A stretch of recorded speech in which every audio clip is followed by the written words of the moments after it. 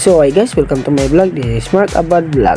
So for today's video, andito tayo sa covered court ng Minalabak na Central School. So andito tayo nag-set up ng sound system. So ang dala natin is 2x2 setup lang, din may dalawang monitor. So ang ano nito is banda lang. So dito is nagkakantahan na sila. So kasama natin dito is si John Opeña, din so makikita nyo. So andyan yung mga setup natin, so with projector, din ito yung mga natin. So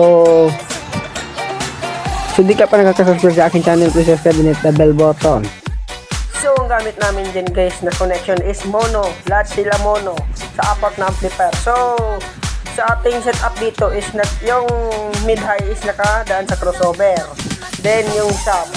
So yung monitor is naka full range siya papunta sa ating mixer. So nag-mono setup kami dito kasi para medyo mas maganda. Then thank you for watching. Enjoy.